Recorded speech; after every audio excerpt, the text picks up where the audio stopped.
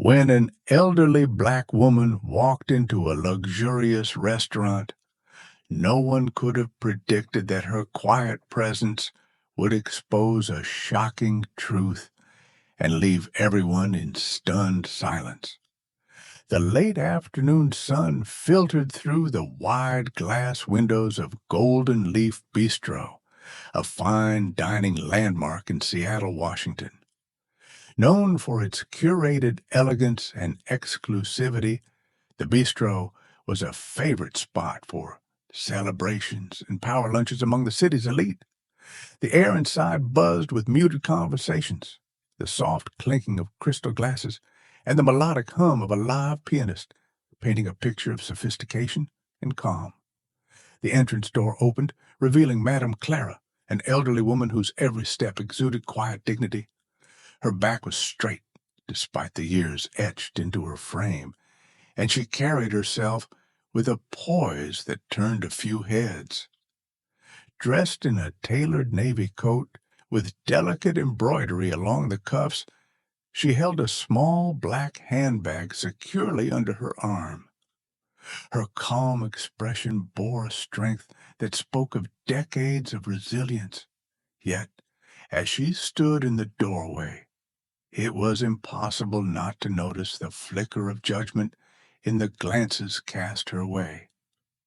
The hostess approached her, her smile practiced but faintly forced, an unspoken unease lingering behind her polished demeanor. "Do you have a reservation, ma'am?" the hostess asked, her eyes darting briefly toward the other tables before returning to Madame Clara. "Yes, under the name Clara Whitmore," Madame Clara replied, her voice steady and polite. The hostess glanced at her reservation list and nodded. She gestured toward a table tucked away near the kitchen, a seat far from the lively, polished main dining area.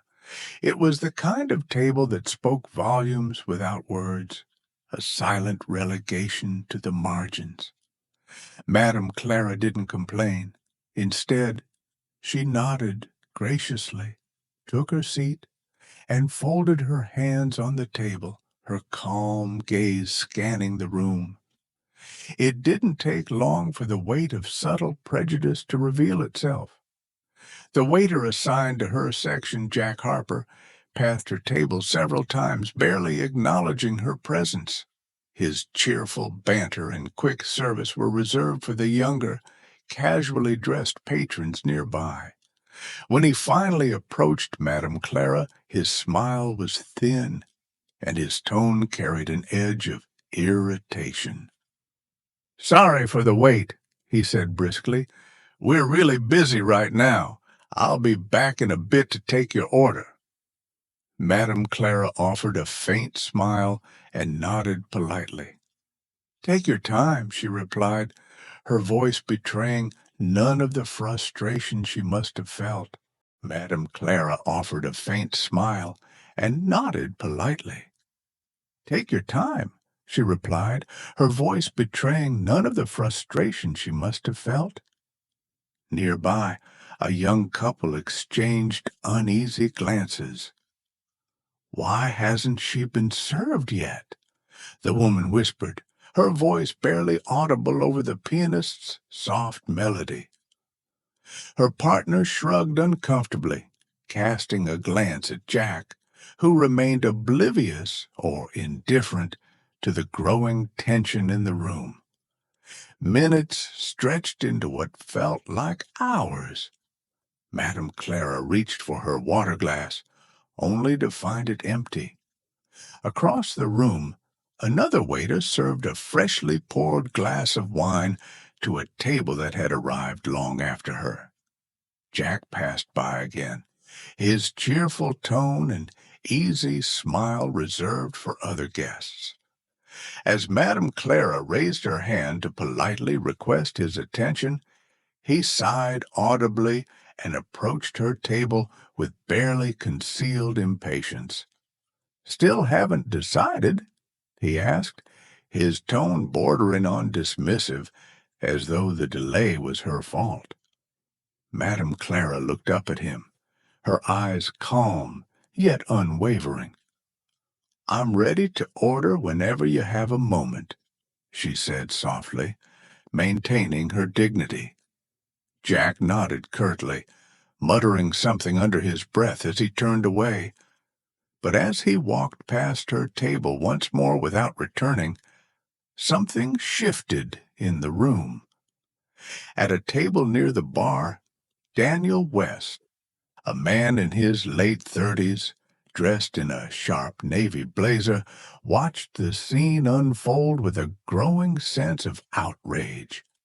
His sharp eyes had been tracking Jack's every move, noting every slight and dismissive glance. To the other patrons, he seemed like any other diner, quietly enjoying his drink. But Daniel was not just a guest. He was the restaurant's owner. And Madame Clara wasn't just any patron. She was his mother. Daniel's jaw tightened as he watched Jack's casual arrogance, the faint smirk he exchanged with another server, as though Madame Clara's presence was a joke to them. His fingers tapped rhythmically on the edge of the table, his anger simmering beneath the surface. Years of running a high-profile restaurant had taught Daniel the value of patience, but this was different.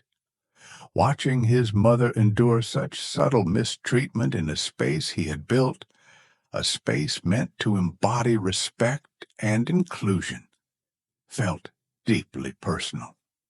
Madame Clara, ever composed, reached for her empty water glass again. A nearby couple whispered to each other, their expressions a mix of unease and quiet disapproval. "It's not right," the woman said, glancing at Madame Clara's table. "Someone should say something." The soft melody from the pianist seemed to waver for a moment, as though the tension in the room had found its way into the music itself. Madame Clara remained still, her hands folded neatly in her lap. She wasn't unfamiliar with this kind of treatment, the silent yet cutting brand of exclusion that spoke volumes without ever raising its voice. Her dignity remained intact, but for those paying attention, the injustice was impossible to ignore. Daniel's decision was made. He had given Jack every opportunity to correct his behavior, to show respect, and to treat Madame Clara as she deserved. But now it was time to act. Jack Harper walked past Madame Clara's table again, his cheerful demeanor vanishing the moment he glanced her way. She raised her hand politely, her calm voice cutting through the restaurant's murmurs. "Excuse me," she said, her tone unwavering despite the growing tension. "Could I place my order now?" Jack sighed audibly, the kind of sigh that carried the weight of annoyance and disdain. "I'll be back in a minute," he muttered, his words dripping with indifference as he walked away without looking back. The restaurant seemed to hold its breath. Conversations around the room quieted to a low hum as more diners began to take notice. The pianist faltered, a note hanging awkwardly in the air before continuing his melody. A middle-aged couple nearby exchanged uneasy glances, their discomfort palpable. "She's been sitting there forever," the woman whispered to her partner, her voice tinged with concern. "Why isn't he serving her?" Her partner leaned in, his tone low but firm. "You know why? It's not just because she's old. Look at her." His words carried an unspoken truth, one that echoed the quiet prejudice lingering in the air. Madame Clara, seated with her hands folded neatly on the table, didn't react, but the weight of the unspoken words, the veiled looks, and the thinly masked judgment was something she knew all too well. Her presence, her skin, her quiet grace. They had all been judged before a single word had been exchanged. From across the room, Daniel West watched the scene with an icy fury brewing in his chest. His mother's unshakable composure only made Jack's behavior more infuriating. Daniel had built Golden Leaf Bistro to be a sanctuary, a space where respect and hospitality reigned supreme. Yet here she was, the very woman who had inspired his values, enduring silent humiliation under his roof.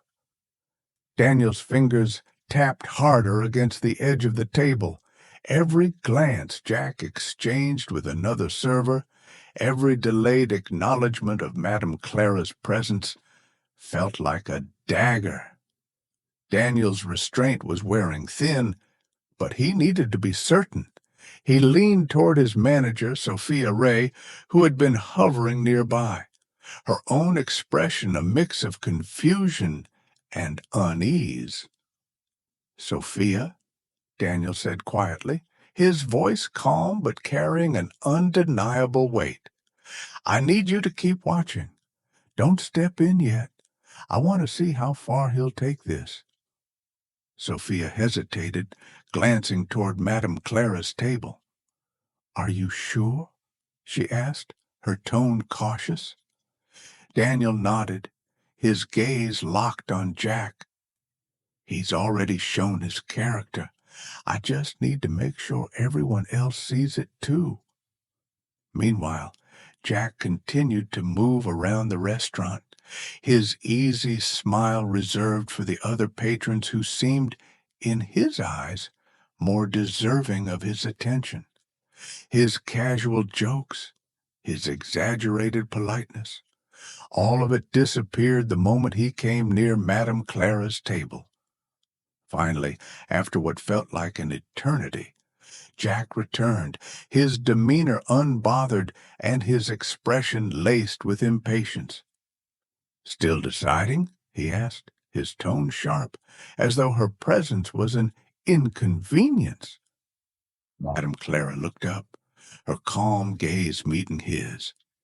There was no anger in her expression, no frustration, just a quiet strength that made Jack falter for a split second. "I'd like to order now," she said softly, "if it's not too much trouble." Jack hesitated, then muttered under his breath, "Be right back," before walking away once again. That was the final straw. Daniel rose from his seat, his movements deliberate and slow. The room seemed to shift as he crossed it, his commanding presence drawing every eye in the restaurant. Conversation stopped mid-sentence. Even the pianist paused, his fingers hovering over the keys. Daniel approached Jack just as the waiter was laughing with another table. The arrogance on Jack's face melted into confusion the moment he noticed Daniel standing beside him. "Daniel!" Jack stammered, a forced smile spreading across his face. "I didn't realize you were here." "I've been here," Daniel said calmly, his voice steady but carrying an unmistakable authority. "And I've been watching." Jack's smile faltered. "Watching what?" Daniel's eyes flicked toward Madame Clara's table before settling back on Jack. "Watching you ignore my mother," he said, his voice cold. "She's been sitting there for almost 30 minutes without so much as a glass of water." The color drained from Jack's face. Your mother?" he stammered, his voice cracking. "Yes," Daniel replied, his tone sharpening. "My mother. The woman you've treated like she doesn't belong here. The woman you thought didn't deserve the same respect you've been giving every other table in this room." The restaurant fell into a stunned silence. Diners exchanged wide-eyed glances, their faces a mix of shock and discomfort. The pianist froze, his hands resting on the keys, the melody forgotten. Jack opened his mouth to speak, but Daniel raised a hand, cutting him off. "Save it," he said, his voice like ice. "There's no excuse for what you've done, and everyone here has seen it." Daniel turned to Sophia, who had been standing nearby, her face pale with unease. "Sophia," he said, his tone steady, "take over table 12. Make sure my mother has everything she needs, immediately." Sophia nodded quickly, hurrying toward Madame Clara's table. She offered a flurry of apologies, her hands trembling slightly as she filled Madame Clara's glass and handed her a menu. Meanwhile, Daniel turned back to Jack, his expression unreadable. "We'll discuss your future here later. For now, you're done for the day. Go home." Jack stood frozen for a moment, his face a mix of humiliation and regret. Then, without a word, he untied his apron and walked out of the restaurant. The heavy door swung shut behind him, the sound echoing in the silence that followed. Daniel crossed the room to his mother's table, crouching slightly to meet her gaze. His stern expression softened into something warmer. "Are you okay, Mom?" he asked quietly. Madame Clara smiled, reaching out to pat his hand. "I'm fine, son. You handled that well." The tension in Golden Leaf Bistro began to dissipate as the door closed behind Jack Harper, but the weight of what had just occurred lingered in the air. Conversations resumed hesitantly, the murmur of voices quieter than before. Many diners cast furtive glances at Madame Clara, their faces a mixture of admiration and guilt. They had witnessed something that struck deeper than the elegance of their surroundings, a confrontation that challenged their own silence in the face of injustice. Daniel sat across from his mother, his gaze steady, but his thoughts racing. He knew the stain Jack's actions had left on the restaurant's reputation wouldn't easily be forgotten. But his concern wasn't for the business. It was for her. "You shouldn't have had to endure that," he said, his voice low, tinged with regret. Madame Clara sipped her water, her calm demeanor unshaken. "Endurance," she replied, "is something I've learned well. What matters is how you chose to act, Daniel. You didn't let it slide." Her words, spoken with the quiet wisdom that only years could bring, settled over him like a balm.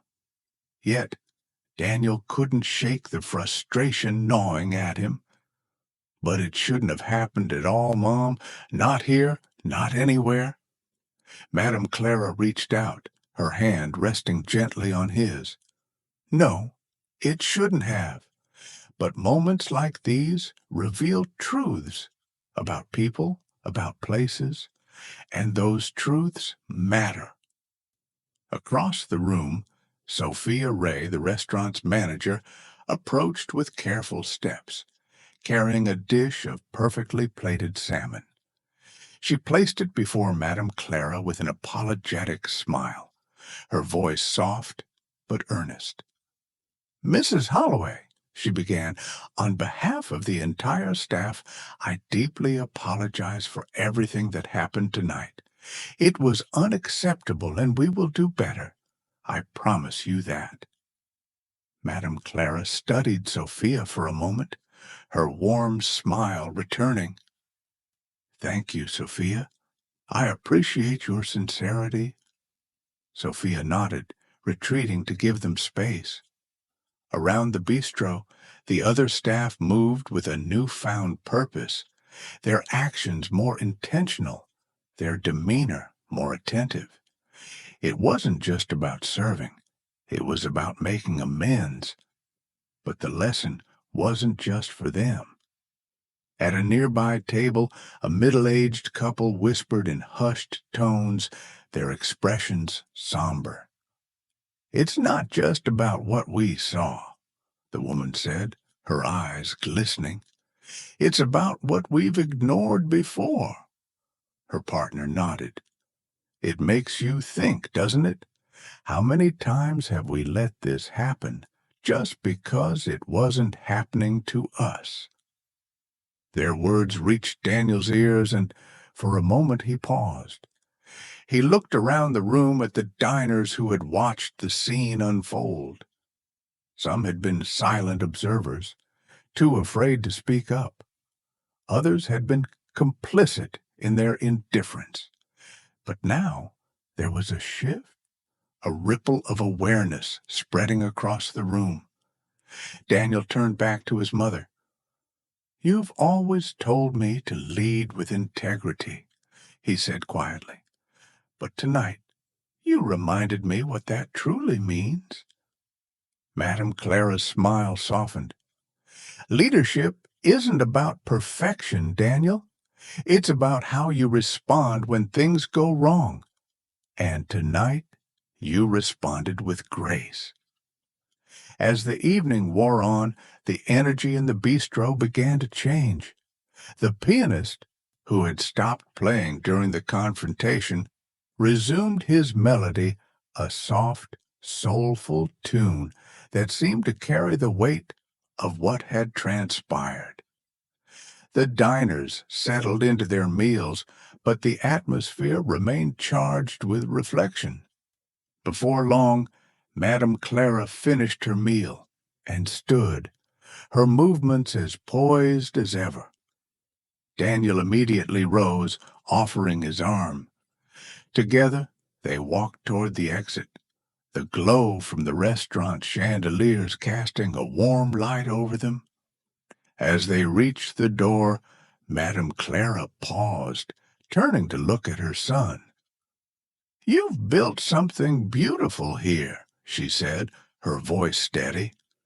"But remember, a place like this isn't just about food or ambiance. It's about how people feel when they walk through those doors. Never lose sight of that." Daniel nodded, his throat tightening. "I won't, Mom. I promise." With a final smile, she stepped out into the cool evening air. Daniel watched as she made her way to the waiting car, her presence radiating the quiet strength that had guided him his entire life. Inside the restaurant, Sophia gathered the staff for an impromptu meeting. Her tone was serious, but her words carried the weight of resolve. "What happened tonight isn't just a one-time mistake," she began. "It's a reminder of the culture we're building here. Every person who walks through those doors deserves respect, no exceptions. And it's our job to make sure that happens." The staff nodded, their expressions somber but determined. Todd's absence was a stark reminder of what happens when prejudice replaces professionalism. Yet, the incident also served as a wake-up call, a chance to do better. Daniel re-entered the dining room, his gaze sweeping over the now quiet tables. The weight of the night still hung heavy, but so did the lesson it carried. He knew the road ahead wouldn't be easy. Prejudice wasn't something that could be erased in a single evening, but tonight had shown him that change begins with a choice to confront, to stand up, and to lead with integrity. As he stood there, the pianist transitioned into a brighter tune, one that carried a hint of hope. Daniel smiled faintly, his resolve strengthening. Golden Leaf Bistro would be more than just a restaurant. It would be a testament to the values his mother had instilled in him, a place where dignity and kindness were served alongside the finest meals. And for the diners who had witnessed it all, the evening left an indelible mark. They came for fine dining, but left with a story of courage, respect, and the power of standing against injustice. To you watching, ask yourself, what would you have done in that moment? Would you have spoken up, or would you have stayed silent? These moments aren't always obvious, but they're everywhere. Let tonight's story be a reminder to choose dignity and empathy every time. If this story moved you, don't forget to subscribe and share. It's through conversations like these that we grow together.